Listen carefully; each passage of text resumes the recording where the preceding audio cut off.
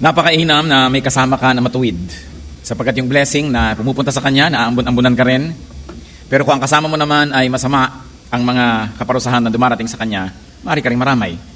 Meron pong ganyang kasaysayan sa Biblia. Noong ang mga Israelites masyadong matigas ang ulo nila laban kay Moses at may mga nangunguna pa sa kanila, nag-uudyok na maging disrespectful, disobedient to Moses, merong naganap na paghuhusga sa kanila at yung mga dumasama dito sa mali na damay at yung nasa side ng tama naligtas.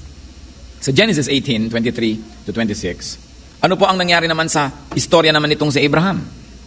Kung ang mga taga-Israelite ay napagalitan dahil sa kanilang hindi pagsunod kay Moses, ano naman ang nangyari sa mga taga-Sodom? Ang Panginoong Diyos po ay nagkatawang tao at may kasama siyang dalawa na anghel at siya ay pupunta sa Sodom upang siyasatin ang mga kasamaang tungkol sa syudad na ito. At naramdaman ni Abraham na merong mangyayaring hindi maganda sa Sodom at siya ay nakipag-usap sa Panginoon. Tulad din kung paano nakikipag-usap si Moses sa Diyos on behalf of many people, ganon din ang ginawa ni Abraham sa Genesis 18:23 to 26. Then Abraham approached him and said, "Will you sweep away the righteous with the wicked? What if there are 50 righteous people in the city? Will you really sweep it away and not spare the place for the sake of the 50 righteous people in it? Far be it from you to do such a thing, to kill the righteous with the wicked, treating the righteous and the wicked alike. Far be it from you, will not the judge of all the earth do right? The Lord said, if I find 50 righteous people in the city of Sodom, I will spare the whole place for their sake." So natiyak na po nitong si Abraham na merong mangyayaring kalamidad sa Sodom. May mga kamag-anak siya doon, may pamangkin siya doon. At marahil dahil sa kanya na rin talagang likas na kabutihang loob, siya ay nakiusap sa Diyos alang-alang sa lungsod ng Sodom. Sabi niya, kung meron pong 50 man lang na makita kayo na mabuti, paparusahan niyo pa rin ba ang buong lungsod? At sabi ng Panginoon, o bueno, kung makakita tayo ng 50, sige, hindi na natin huhusgahan at hindi na natin pauulan na ng apoy, hindi na natin wawasakin ang buong lungsod. Nakipagtawaran pa si Abraham dahil naisip niya baka walang 50 ang mabuti sa buong lungsod. So 50, tumawad, bumaba naging 40. Doon sa 40, naging 30. Yung 30, naging 20. Pero sabi, meron kayang 20 na righteous sa city? Hanggang naging 10 na lang ang tawad. So Genesis 18:32, then he said, "May the Lord not be angry, but let me speak just once more. What if only 10 can be found there?" He answered, "For the sake of the 10, I will not destroy it." Nakita niyo po ang napakalaking pagpapala kung tayo may kasama malang na 10 banal. Ang isang buong lungsod ay hindi nawawasakin pa, pero alam niyo ang istorya, walang nakitang 10, kulang. Kaya umulan pa rin ng asupre, at apoy, at natupok ang buong lungsod na ito. But what I want to draw attention to is the fact that Abraham, because he was considered by God as a righteous man by faith, was on the side of the Sodomites, so to speak. And because of that, the Sodomites had an ally in him and they had a great opportunity to be spared from calamity. Kaya lang, dapat siguro ang itinawad kung isang righteous na lang. Pero kulang eh. Meron pa rin pong isang parallel story. Merong isang binigay ang Panginoon na kasaysayan na yung mga mabubuting mga halaman ay tinubuan ng mga masasama na damo sa paligid. At nung makita yon ng mga lingkod nung may-ari ng bukid, sa Matthew 13:28 to 29, the servants asked him, "Do you want us to go and pull them up?" Meaning the weeds. "No," he answered, "because while you are pulling the weeds, you may root up the wheat with them." So, sabi na ng mga hardinero, bubunutin na po ba namin ang mga masasamang damo? Sabi ng Panginoon, huwag. Magkakatabi ang mga ugat, baka magkabuhol pa. Sa pagkabunot ninyo ng masasamang damo, baka maapektuhan ang ugat ng mabubuting damo. Huwag na lang, saka na natin aasikasuhin ang ganyang mga bagay. Well, it pays to be righteous. It also pays to be among the righteous, very especially on the side of those who are righteous. Ang topic natin, the blessings of being with the righteous. Our God, we pray that you may be our speaker. Sa amin pong tinunghayaan ng mga examples, mga masasamang damong di nabunot dahil may katabing mabuting halaman. Mga taga-Sodom na sana di man lamang sila na parusahan kung meron man lang silang kasamang mga banal at matuwid. Ituro mo po sa amin, Panginoon, ngayon ang puso ng mensahe. Nais namin po kayo ang mangusap, turuan niyo po kami, makinig kami ng inyong salita. Kung meron pong sagabal para kami ay lubos niyo mapagpala, ibinawak namin ito. Kung meron kami mga inaalala, worries, concerns, if there's any physical discomfort or pain, any emotional difficulty, all this, we surrender at your feet.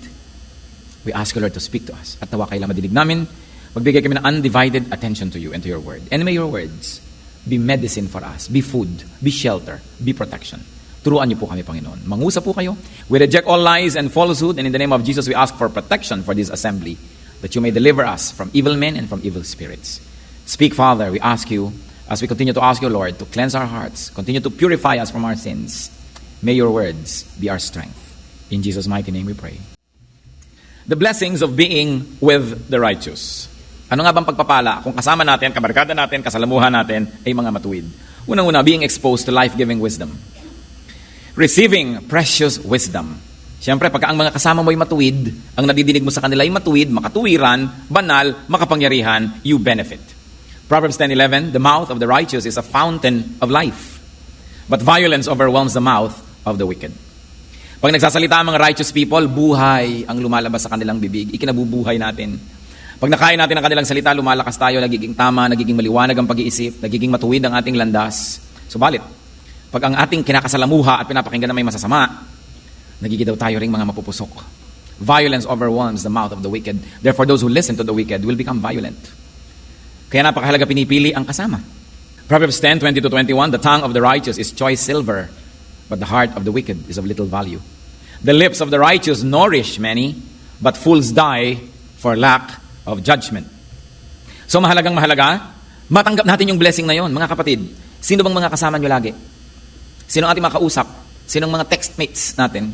Sino ang mga kausap natin sa telepono? Sino ang mga kasulatan natin ng email? Sino ang lagi nating pinapakinggan? We must be blessed by being with the righteous. Yun lamang may matuwid na taong nandyan, napakalaking pagpapala na sapagkat siya dahil matuwid, pwedeng daanan ng pagpapala ng Diyos patungo sa atin. Another blessing of being with the righteous is being blessed as a group or with a group. Tulad ng halimbawa, dapat nangyari sa Sodom, kung meron man lang 10 matuwid, mabebless na yung buong lungsod.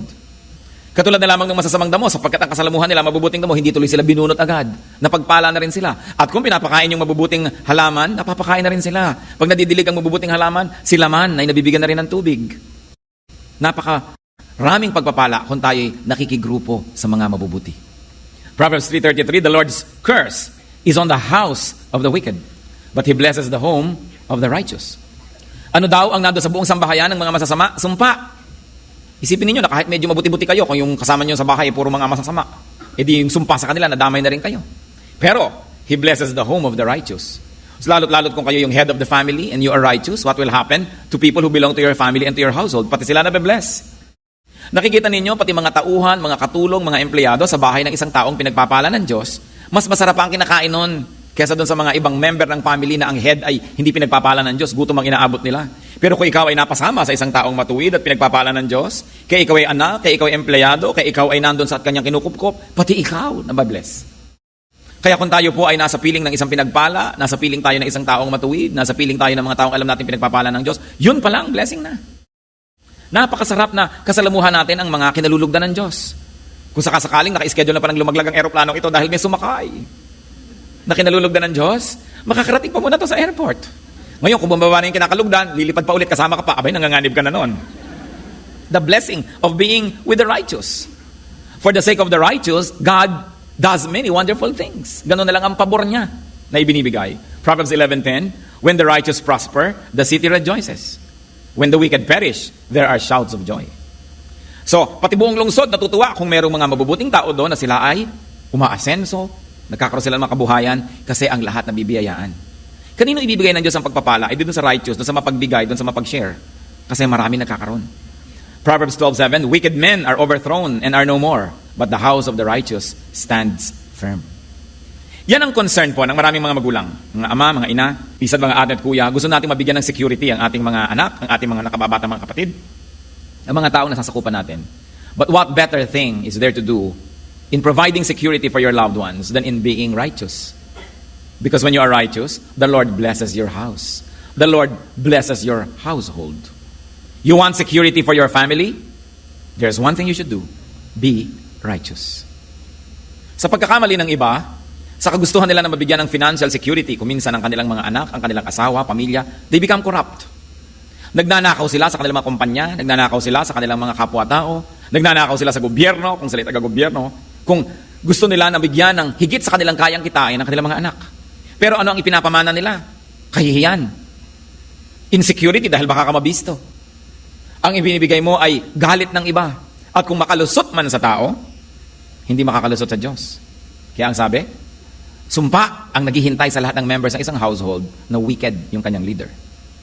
Kaya dapat matuwa ang mga anak o ang mga magulang nila, very honest, very straight sa buhay, kahit na hindi masyadong maraming pera, hindi maraming sobra, pero straight at maayos, godly, you know that God's favor is upon you. Kasi kahit marami tayong kitain, kung napaka-pangit ng kalagayan natin sa harap ng Diyos, ang dali-daling bawiin yun ng Diyos. Isang pagkakasakit mo lang, kulang pa, may utang ka pa. Kahit marami kang nadilihensya sa maling paraan. Pero kung gusto kang pagpalain ng Diyos, kahit maliit lamang yung kinikita, nakita nyo yung 2 isda at 5 pirasong tinapay, na maraming napakain, dahil pinagpala ng Diyos. So yung konti nating kabuhayan, napagkakasya, sumasobra pa kung pinagpapala ka ng Diyos. Pero kung hindi, kahit ang dami mong pera, kulang at kulang pa rin. At kumisan kahit ang damit, hindi naman kulang, pero ang kulang naman yung kaligayahan mo. Nagtataka ka, nabibili mo gusto mong bilhin, nagagawa mo gusto mong gawin, napupuntahan mo gusto mong puntahan, pero merong kulang sa iyong puso. May kulang pa rin. Because unless the Lord blesses what you do, it will never give you what you are looking for. So the best thing is to be righteous. Proverbs 20 verse 7, the righteous man leads a blameless life. Blessed are his children after him. Nakita niyo ang pinakamagandang pamana sa ating mga anak? Yung isang buhay na malinis, isang buhay na matuwid. Sapagkat ang pagpapala nakakarating hanggang doon sa mga susunod pa na mga generation. It's a great blessing to be with a righteous person. Especially if that righteous person is in your family, in your company, in your neighborhood, in your church. Yun ang kailangan natin sa ating bansa eh. Many righteous people. Alam niyo kung anong many sa ating country? Many religious people. Pero righteous ba? That is what we need as a nation. Righteousness. Not religion. Tayo na ang pinaka-relihiyosong bansa sa buong daigdig. Pero anong bunga ng relihiyon? Puro mga balat kayo, pakitang tao, pero hindi mo makita sa gawa. Kaya tayo naliligid ng corruption, naliligid tayo ng hirap, ng pagdurusa, because people are not righteous. Kaya nang dapat nating balikan. If we are only surrounded by righteous people, this country will be much, much better. But you know, we also have ourselves to blame. Kung hindi man tayo ang gumagawa ng kasalanan at karumihan, pinapayagan naman natin kasi. So, sangkot din tayo dyan. Kasali din tayo kung bakit maraming unrighteousness. But remember, it's a great blessing to be righteous and to be surrounded by righteous people. What is another blessing of being with the righteous? Having a powerful helper in prayer. An advocate, a petitioner. Proverbs 15:29, the Lord is far from the wicked, but, church read, He hears the prayer of the righteous. Sino pa ang makapangyarihang tao sa mundo? Yung bang ang lalaki ng mga muscle? May kapangyarihan din yon. Yung maraming barel, meron din kapangyarihan yon. Pero ang tunay na makapangyarihang tao sa mundo, yung matuwid. Bakit? Pag nananalangin siya, dinidinig siya ng Diyos. At pag dinidinig ka ng Diyos, ang laking kapangyarihan yon. So mabuti yung buhay na mapayapa, tahimik, malinis. Malayo daw ang Diyos sa mga masasama. Kaya huwag na huwag tayo kahit kailan na kung minsan ay natetempt mainggit sa gumagawa ng mali. Mabuti pa yung mga kasamahan ko, nagnakaw, sila ay ngayon ay maraming pera. Mabuti pa yung mga classmates ko nung araw, gumawa sila ng hindi maganda ngayon. Pag nakikita kami sa reunion, silang may magagandang kotse, ako wala. Hindi kinakainggitan kahit kailan ang gumawa ng masama. Dahil sabi ng Bible, the Lord is far from the wicked. Maybe material things can come near to them because yun nga ang pandaya sa kanila ng Satanas. Pero kahit may material things ka, kung hindi mo naman yun na-enjoy sa kalooban ng iyong puso, meron kang guilt at ikay natatakot, may humahanap sa'yo, may naghahabol sa'yo, o kung talagang namanhid ka na sa lahat ng iyon, ay baliwala na sa'yo at natutunan mo nang matuwa ka sa mga mali, pero haharap ka pa rin sa Diyos at kawawa ka pa rin sa wakas. Hindi natin dapat kakainggitan kahit kailan yung, nag-cheat, pumasa tuloy sa test. Nang agaw sa mga mana ng kapatid, eto tuloy, mas marami siyang naipamana sa kanyang mga anak, yung mga pamangkin niya, walang-wala. Yung mga nandaya sa negosyo, dinaya ang kanyang kapartner, dinaya ang mga kliyente, nagkapera, ng 1, 2, 3, tumakbo, nag-abroad, natakbuhan na lahat ng dinaya. Sa palagay niyo ba dapat kainggitan yon? No, because the Lord is far from the wicked. But He hears the prayer of the righteous. Ang isang tao, pag nagpapakabuti siya at ang buhay niya ay mabuti, ang totoo nun, nagpapalakas siya ng talagang supernatural strength because he is on God's side. Akala ng mga iba, pagka nasiyahan na sila sa mga panandalian nilang kailangan, immediate needs, immediate pleasures, blessed na sila. Pero laging malaki ang bayad ng mga bagay na yon. What is another blessing of being with the righteous? It is having a standard. Meron tayong sukatan. Meron tayong guro, may konsyensya, may tinig. Meron tayong pamantayan kung tayo naliligaw o hindi, naliliko ba tayo o hindi, tayo ba'y tama o mali. Kaya pati si Moses, nung matagal siyang kasama ng Diyos at kausap, pati ang mukha niya nagliwanag. At nung pumanaog siya sa kanyang camp from the mountain, natakot ang mga tao dahil nagliliwanag ang mukha niya. Exodus 34 verse 30. When Aaron and all the Israelites saw Moses, his face was radiant and they were afraid to come near him. Alam niyo, pag nagliliwanag ang isang tao, natatakot yung mga hindi nagliliwanag dahil ibig nila sabihin, ba, malapit niya tayo sa Diyos, may ibang nangyayari sa Kanya. At tayo man, mga kapatid, pag maliwanag ang buhay natin, malapit tayo sa Diyos, matuwid ang ating mga pamamaraan, yung mga hindi ganong katuwid, yung hindi ganong kaliwanag, ilag sa atin. Ilag. Yung mga naglalasingan, pagkakaharap mo, hindi mo na lumalagok. Kumisa nga, yung makakasalubong mo, pasuray-suray na lasing, tumutuwid ang lakad dahil alam yung matinukang tao. Di ba? Pero kung alam niya ikaw isang babaeng babastusin, lalo siya nagiging lasing, bigla kang yayakapin. Yung mga naninigarilyo lang eh. Bigla mo lang makita ng naninigarilyo, humarap sa pastor, kung pwedeng lunukin yung buong sigarilyo niya. Ayaw ipakita. Kasi yung tao na kinoconsider natin na matuwid, o siguro mas matuwid kaysa sa atin, naiilang tayo sa ganung presensya. At mabuti yon, kasi naaalala natin na meron tayo dapat ma-achieve sa buhay. Na ba't ba tayo naiilang? Ano bang kulang sa atin? Hindi dapat pagsikapan nating maging tuwid din. Dahil pare-pareho lang naman lahat ng taong pinapatawad lang ng Diyos. At pare-pareho lang lahat ng tao na tumitindig lang dahil pinagpapala ng Diyos.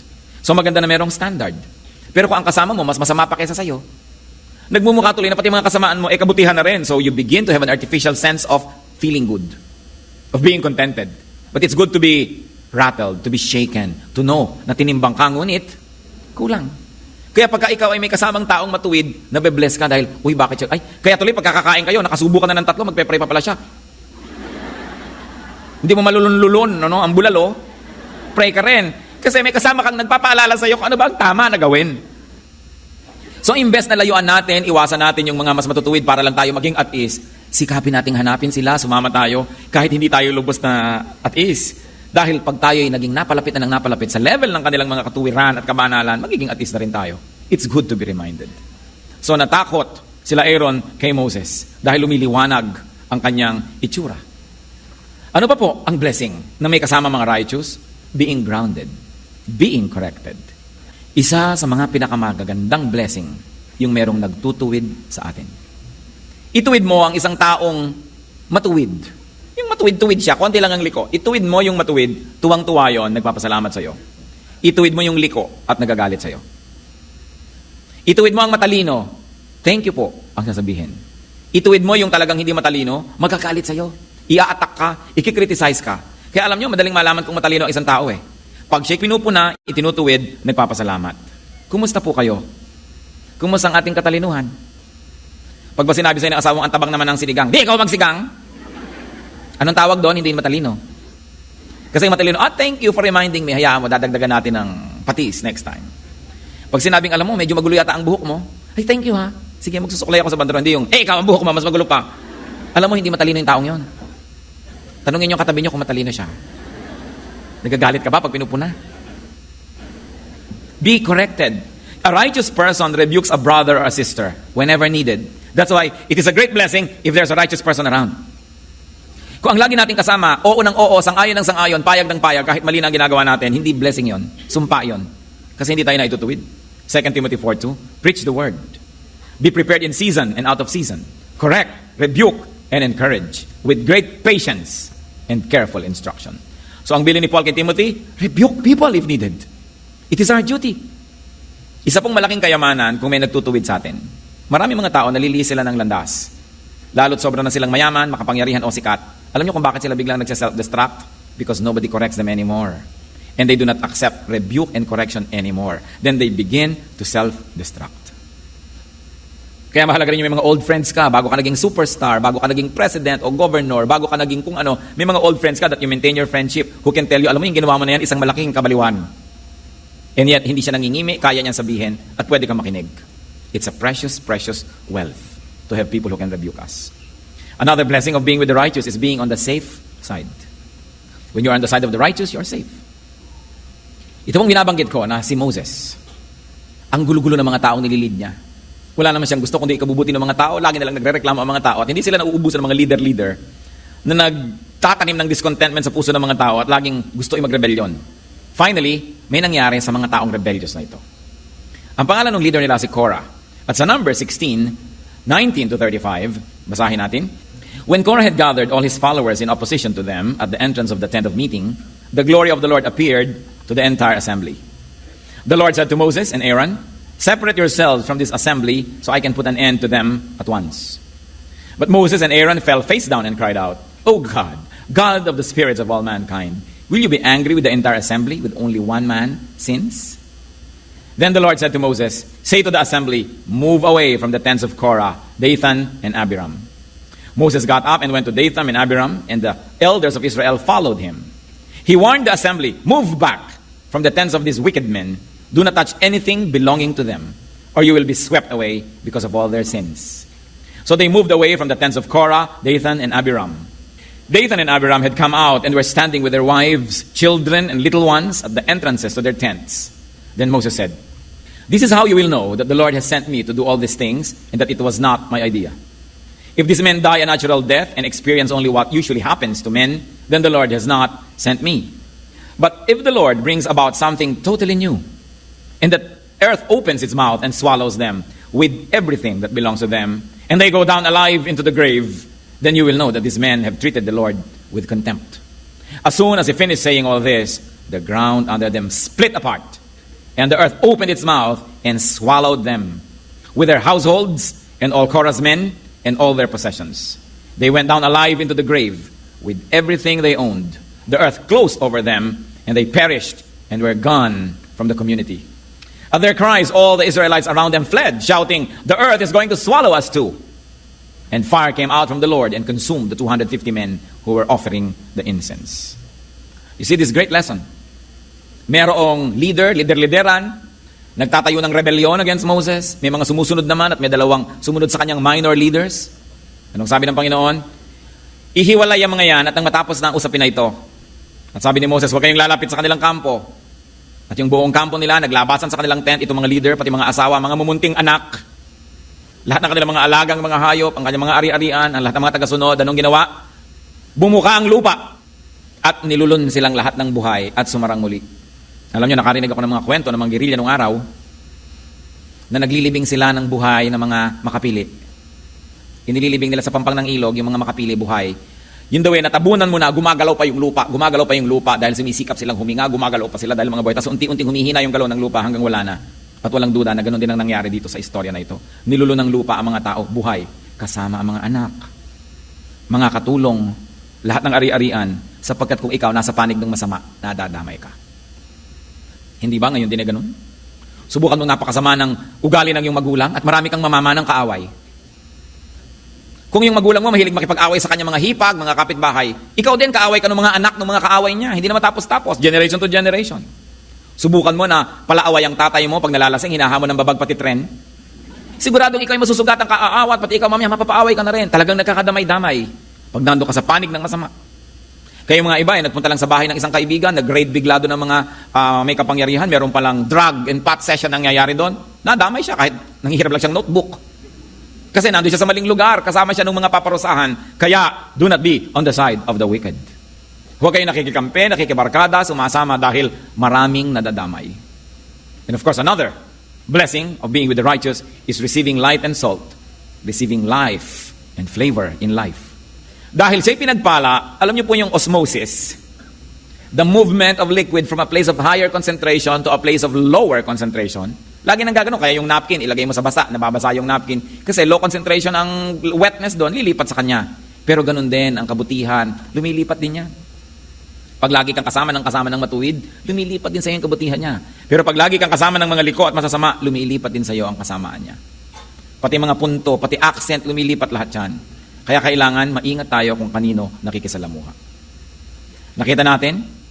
Sinabi nga ng Panginoon sa Matthew 5:13-14 that His people are the light and salt of the earth. So kung ang laging kasama mo, light, edi may light. Nakikita mo yung dapat mong iwasan, hindi ka nahuhulog, hindi ka natatapilok. Pero kung kasama mo darkness, pagdapa niya, kasama ka. Pagkakasama mo yung salt, alam niyo po ang gamit ng salt, pag may nabubulok, nilalagyan ng salt, so natitigil ang pagkabulok. O kaya walang lasa, nilalagyan ng salt, nagkakalasa. So kung ang buhay mo halos mabulok-bulok ka na, ang kasama mo salt of the earth, anak ng Diyos, matuwid na tao, nahahawahan ka ng kanyang kabutihan, nasasabihan ka ng mga magagandang salita, mamaya tumitigil lang yung pagkabulok. At kung walang kalasa-lasa ang buhay mo, walang kakwenta-kwenta, ang kasalamuhan mo, mga anak ng Diyos, mga matutuwid, pinagpapala ng Diyos through them, ikaw din nabibless, nagkakaroon ka rin ng gana sa buhay, nagkakaroon ka ng tapang, nagkakaroon ka ng lakas ng loob. It is good to be surrounded by godly people. Ano po ang tinutumbok ng usapan natin mula pa kanina? Sino ba ang hinahabol ng tao? Naghahabol ng artista. Naghahabol ng mga manganganta. Naghahabol ng mga mayayaman. Naghahabol ng mga magaganda, mga sexy, mga gwapo. Yan ang hinahabol ng mundo. Nakita nyo, nagkakandara pa ang mga tao, nagkatapak-tapak na sa lahat sa paghabol sa artista. May nakita na ba kayong mga tao naghahabol sa mga banal? Wala. Diba? Sino yan? May dalang bago, lumayo-layo na tayo dito, baka tayo makapagalitan yan. No? Nagkakagulo ang mga tao sa pagpunta sa mga kung ano-anong walang kwentang concert. Mabuti nga, natutuwa ako dito, pinipilahan ng salita ng Diyos eh. Pumipila ang mga tao para manalangin, para mag-worship. Pero hindi laging ganyan. Kadalasan ang pinipilahan yung mga walang kwenta, mga horror movies, magbabayad ka para matakot. Magbabayad ka, pinipilahan, nakita nyo yung mga sasakyan na ipaghahampasan ng katawan mo sa lahat ng dako, nagkahalo-halo ng mga sipon mo, suka mo't lahat-lahat, nagbayad ka ha? Para mangyari sa yon sa mga kung ano-anong mga sasakyan pag kami mga holiday. Nagbayad ka ng kaya mahal-mahal, pagbaba mo, nado ka pa rin. Wala ka namang narating. Pero pinipilahan. Pero sabihin mo, halika, mag-usap tayo tungkol sa Diyos. Naku, kukunti ang may gana dyan. Pero ang dapat nating hanapin, mga kapatid, dapat makahanap tayo ng mga taong matuwid. Kumisan hindi sila sikat, madalas nga hindi eh. Yung makahanap ka ng taong pag bumubuka ang kanyang bibig, maka-Diyos, tama ang sinasabi. Itinutuwid ka kung kailangan ka ituwid. Hindi laging kumakampi sa'yo. Hindi ka kinukonsinti sa mali. Makahanap ka ng tao na may karunungan. Payapa ang buhay, hindi nandadaya, hindi nagsisinungaling, hindi gumagawa ng masama. Pag nakakita kayo noon, yun ang habulin nyo. Yun ang ating ibigin na makasama, makadaupang palad, makasalamuha. Kasi ang pagpapala ng Diyos ay nandun at hindi mahirap tumalon patungo sa atin. But people always look for the rich, the famous, the powerful. Bakit maraming mga magulang pinipilit pag-aralin sa mga mahal na school ang kanilang mga anak? Para maibarkada sa mga anak mayaman din. Para maisama doon at maisabay. Sabi, para may pagdating ng araw, magaganda ang mga connection mo. Marami bang mga magulang na nag-iisip, alin kayang paaralan ng pinaka-godly ang turo? Yung matuturoan ng anak ko ng godliness, ng tunay na karakter, at doon ko siya i-enroll. Meron bang ganun mga magulang na naghahanap ng ganyang bagay? Kaya marami mga naliligaw. Sa kagustuhan natin kumisa mag-social climb. Pinipilit nating abutin ang hindi natin kayang abutin. Pinipilit nating bumarkada sa hindi naman dapat nating binabarkada. Kaya kuminsan naliligaw tayo ng landas. Sa pag-glorify na lang sa mga artista, sa mga sikat, sa mga athletes. Well, these things are not evil by themselves. Pero mamimili naman tayo ng hahangaan. Mamimili tayo ng titingnan, ng susundan, at ng gagayahin. Wise people will strive to be near and to be with and to be on the side of the righteous. Yun ang mga tunay na wise. Kaya hindi lagi kang na-attract doon sa pinaka-attractive. Kumisan parang gamu-gamu kang lumalapit lang sa apoy, nasusunog ka lang pag masyado ka nang napadikit. 1 Peter 3:12, for the eyes of the Lord are on the righteous, and His ears are attentive to their prayer. But the face of the Lord is against those who do evil. So it is important to look for righteous people. Kayo po ba, masasabi nyo na meron kayong kaibigan, meron kayong taong malapit sa inyo na masasabi nyong matuwid? At siya ang gusto nating lapitan, kausapin, maka-influensya sa atin. Yan ang napakahalaga. Pag yung mga anak natin may kasakasamang mga eskwela sa bahay, ka-eskwela nila o may pupuntahan sila mga kaibigan, ano bang gustong-gusto natin? Ang mga sikat ang mga magulang, ang mga kaibigan ng ating mga anak? O sinasabi natin, ano bang magulang yan? Maka-Diyos ba sila? Righteous ba? Without being self-righteous, we can search for people who are righteous. Because through them, the Lord can work in us. Sikapin natin, mga kapatid, na meron tayong righteous people in our circle of friends, in our social circle. And honor them. At tayo man, sikapin din natin, for the sake of those who are with us, we should strive to be righteous. Mga ama, for the sake of your children, for them to be blessed by the Lord, even after you have gone, be righteous. Yun ang magandang pamana sa mga anak, a life of righteousness. Mga magulang, ganun ba tayo sa ating mga anak? And of course, the best is to strive to go near the righteous one.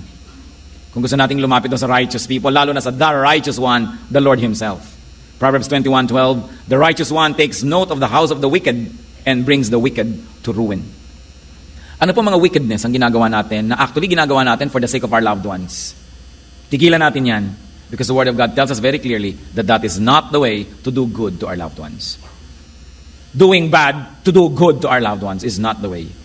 That God's way, done for our loved ones, is the way that will last. Meron po ba tayong mga pandaraya na ginagawa para lang mas maging secure? Kalimutan natin ang mga bagay na ito. Security is in righteousness. Meron ba tayong a part of our lives that are unrighteous?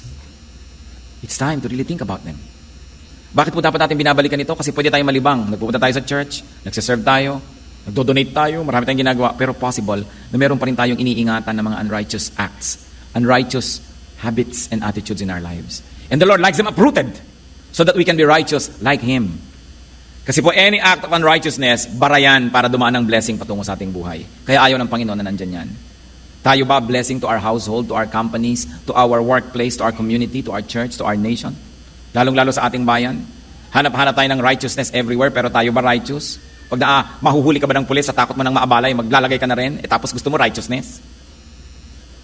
Gusto mo naman mag-shortcut ng mga pamamaraan, maglalagay ka na lang, di tinotolerate natin ang lahat ng mga unrighteous acts sa mga tao. We become part of the party to blame. Tapos anong ginagawa natin sa ating mga anak? Sa kagustuhan natin sila kung minsan na mag-excel, baka naman sinisira na natin ang kanilang karakter, sa sobrang natin kapupush. O kaya sa gusto nating excellence nila, pinalaban na lang natin sa lahat ng tao, gumagawa na tayo ng paraan, lagi para na lang siya manalo. Wala tuloy siyang karakter. Ang gusto lang niya, lagi manalo.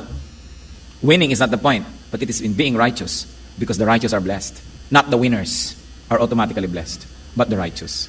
Are we so obsessed with winning or with being righteous? Pag mamimili tayo, righteousness o winning, nasa na tayo?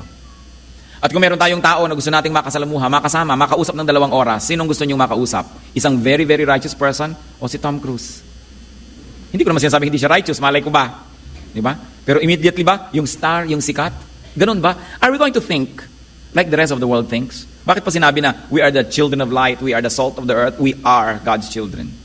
Mahalaga maibang ating mga pananaw, pahalagahan ang dapat pahalagahan, at talikuran, yung dapat talikuran.